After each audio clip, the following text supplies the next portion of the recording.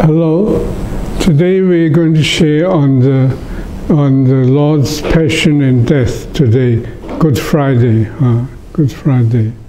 Good Friday of the Lord's Passion. And yes.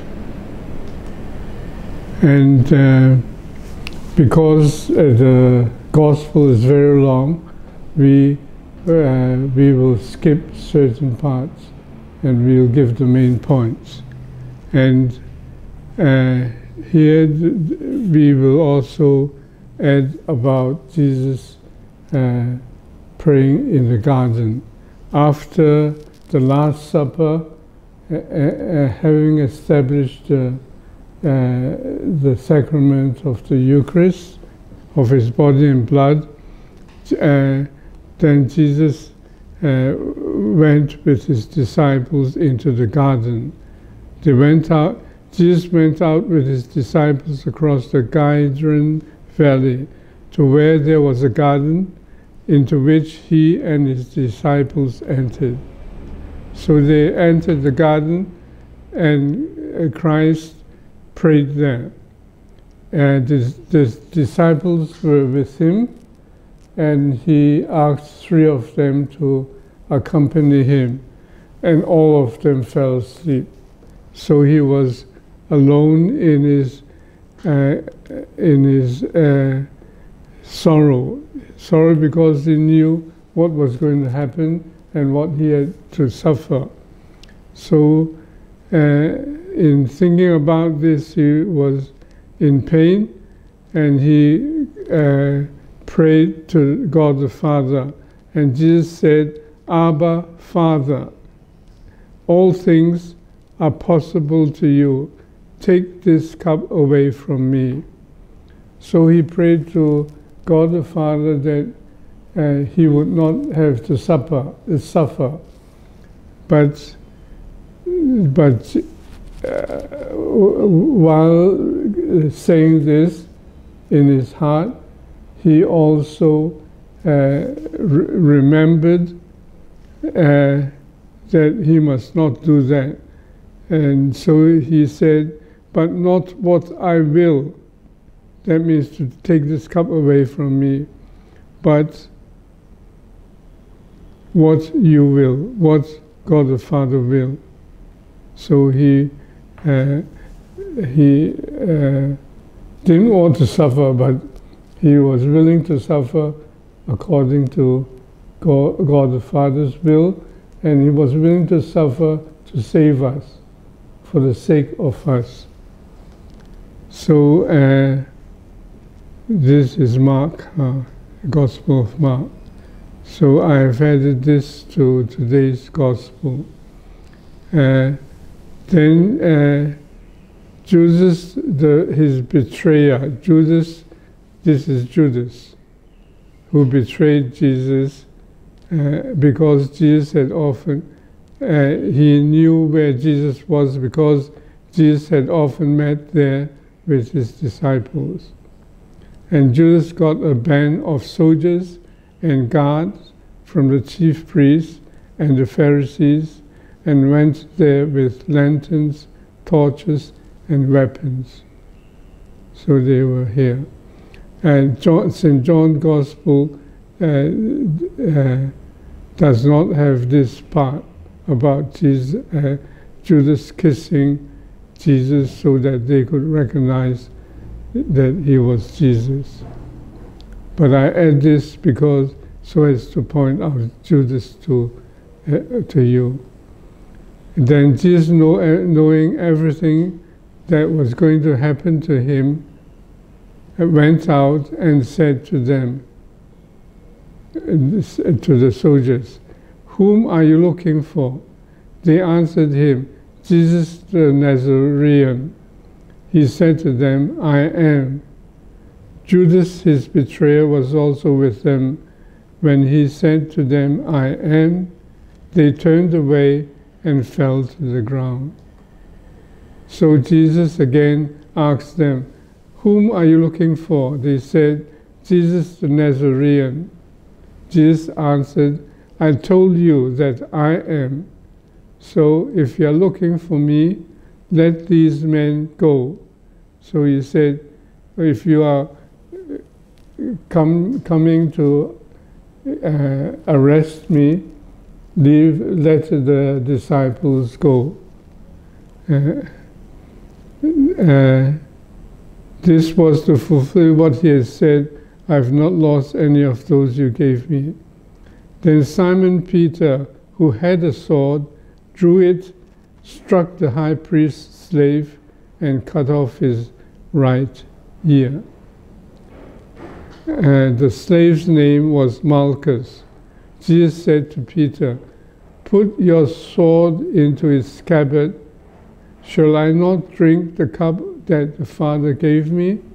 That means Jesus was willing to suffer according to the will of the Father and for our sake, to save us. So the band of soldiers, the tribune and the Jewish guards seized Jesus, bound him, and brought him to Annas first. He was the father-in-law of Caiaphas, who was the high priest that year. So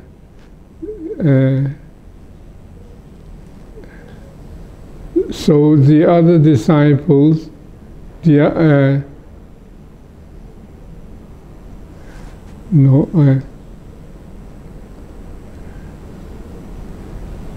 was Caiaphas, Simon Peter and another disciples followed Jesus. Now the other disciple was known to the high priest, and he entered the courtyard of the high priest with Jesus. But Peter stood at the gate outside. So the other disciple, the acquaintance of the high priest, went out and spoke to the gatekeeper and brought Peter in. Then the maid who was the gatekeeper said to Peter, you are not one of this man's disciples, are you?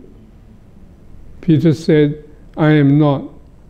So this is Peter's first denial of being with Jesus. Now the slaves and the guards were standing around a charcoal fire that they had made because it was cold, and they were warming themselves. Peter was also standing there keeping warm. The high priest questioned Jesus about his disciples and about his doctrine. Jesus answered them, I've spoken publicly to the world. I've always taught in a synagogue in the temple area where all the Jews gathered, and in secret I've said nothing. Why ask me? So perhaps Jesus was indicating that if you really want to know what I taught, you could ask the people who heard me speaking and teaching, so you know exactly what I taught and spoke about the doctrine. And those who heard me when I said to them, they know what I said. When he had said this, one of the temple guards standing there struck Jesus and said, is this the way you answer the high priest? Jesus answered him, if I have spoken wrongly, testify to the wrong. But if I have spoken rightly, why do you strike me? Then Annas sent him, Jesus, bound to Caiaphas, the high priest. And now we come back to Simon Peter. Now Simon Peter was standing there keeping warm, and they said to him, you are not one of his disciples, are you? And Peter denied it. He seemed to be afraid and said, I am not. So this is the second time that Peter denied Jesus. One of the slaves of the high priest, a relative of the one whose ear Peter had cut off, said, "Didn't I see you in the garden with him?" Again, Peter denied it. So this is the third time that Peter denied Jesus. And Jesus had told him that he would be doing this. And before he did this, after he did this, the cock would crow. So here, the cock crowed. So Peter remembered what Jesus said. He had denied Jesus 3 times. This is the cock. Then they brought Jesus from Caiaphas to the praetorium. It was morning, and they themselves did not enter the praetorium, in order not to be defiled, so that they could eat the Passover. At that time, the Jews were, the Romans were ruling over the Jews. So, although they would have their high priest and their matters of doing things, they had to also do what the Romans requested of them. And then they brought Jesus from Caiaphas to praetorium. It would be the Roman Pilate's. Pilate was a Roman, and where he ruled over that place. It was morning, and they themselves did not enter the praetorium, because it was near the Passover, and entering the praetorium would not be accepted. So Pilate came out to them and said, "What charge do you bring against this man?" They answered and said to him, "If he were not a criminal, we would not have handed him over to you." At this, Pilate said to them, "Take him yourselves and judge him according to your law." So Pilate said, if he was a criminal, Jesus was a criminal, you use your own law to judge him. But the Jews answered, "We do not have the right to execute anyone." They were under Roman rule, so they had no, they could not execute anyone then. They have to go through the Romans. So they had to go through Pilate.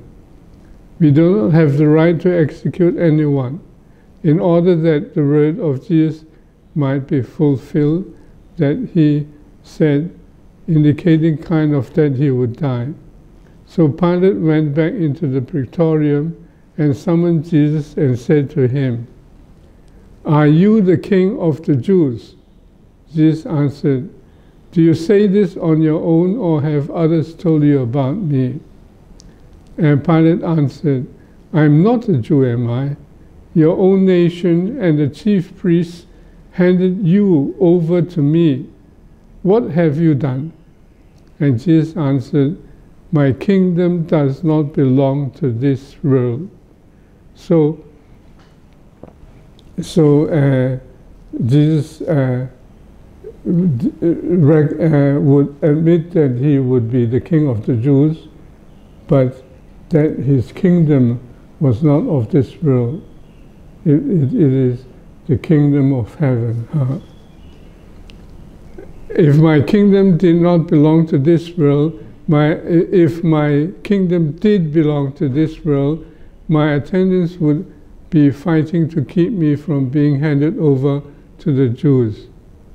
But as it is, my kingdom is not here. So Pilate said to him, "Then you are a king."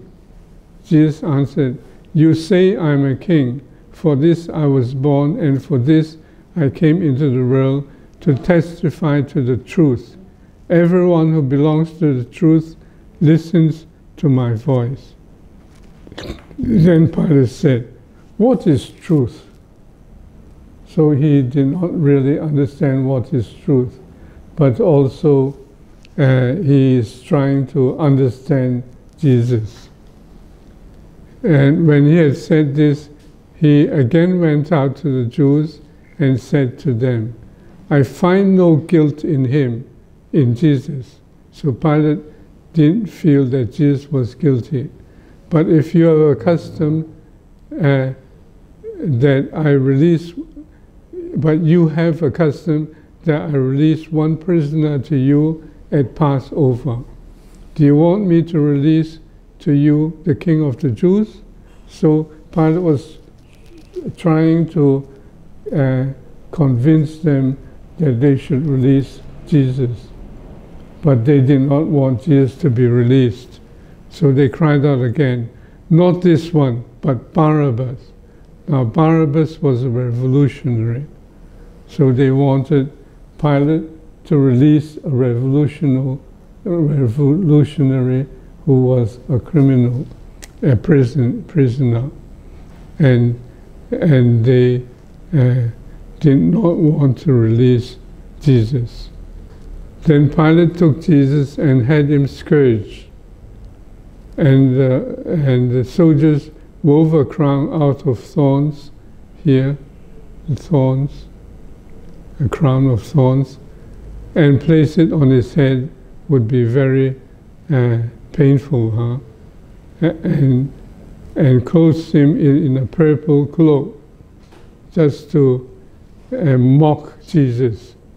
And they came to him and said, "Hail, King of the Jews!" They were mocking Jesus. And while they hailed him, they also struck him repeatedly. And once more Pilate went out and said to the Jews, "Look, I'm bringing him out to you."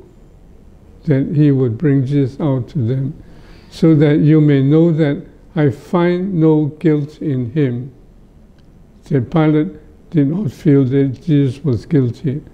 So Jesus came out wearing the crown of thorns and the purple cloak, and Pilate said to them, "Behold the man."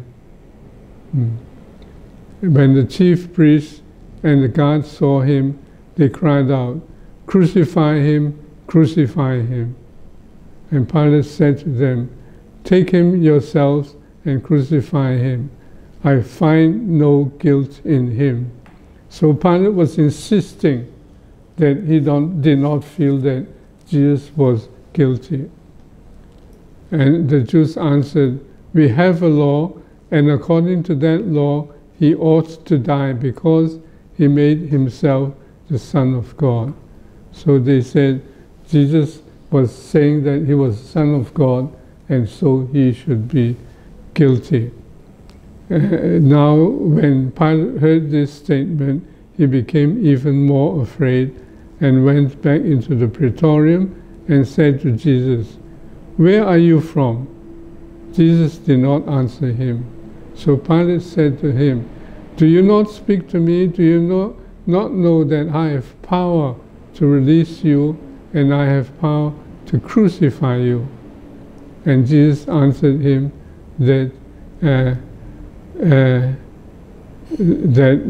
power was not really from him. The power was, he hinted that real power is from God. So he said, "For this reason, the one who handed me over to you has the greater sin." Consequently, Pilate tried to release him, still trying to release him, but the Jews cried out, "If you release him, you are not a friend of Caesar.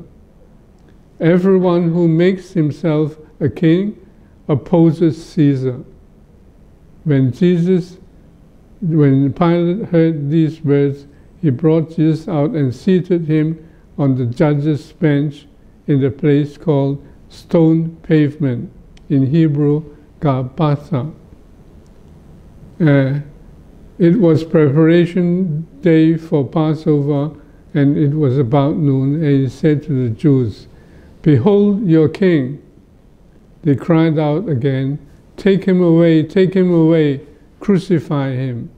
So Pilate was feeling that Jesus was not guilty, and he was trying to release Jesus, but the people insisted that Jesus should be crucified. So Pilate allowed them to go and crucify Jesus, but he had an inscription put over the cross, "Jesus the Nazorean, the King of the Jews."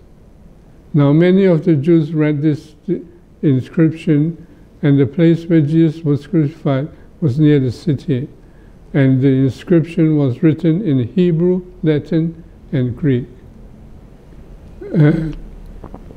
But the chief priest felt, don't just say Jesus, King of the Jews, but say Jesus said he himself said he was the King of the Jews. They were hinting that he was not really the King of the Jews. But Pilate answered, "What I've written, I've written." So Pilate insisted on this inscription. When the soldiers had crucified Jesus, they took his clothes and divided them into 4 shares, a share for each other. And, I will skip this part, you can read it later on. Standing by the cross of Jesus were his mother and his mother's sister, Mary, the wife of Clopas, and Mary of Magdalene. Now Jesus nailed to the cross. When Jesus saw his mother and the disciples there whom he loved, that means John, and he said to his mother, "Woman, behold your son." Then he said to the disciple John, "Behold your mother." So he wanted his mother to become John's mother, and John to become the son of his mother. And from that hour, the disciple took her into his home.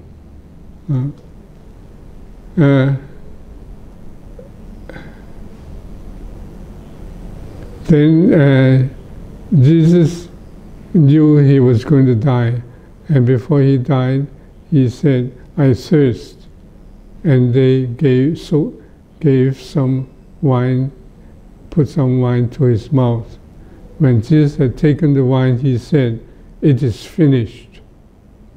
And bowing his head, he handed over the Spirit. So he died like that. Now, because it was a preparation day for the Sabbath, so the Jews asked Pilate that they did not want the people to hang on the cross there for the Sabbath. So they asked Pilate to break the legs of the 2 criminals. So the soldiers came and broke the legs of the first and of the other. But when they came to Jesus, they saw he was already dead. So when they came, and then they did not break his legs, but one soldier thrust his lance into his side, and immediately some blood and water flowed out. So here,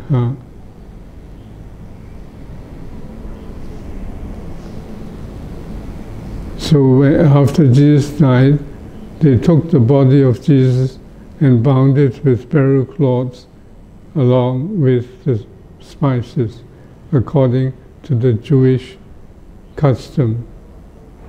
Now,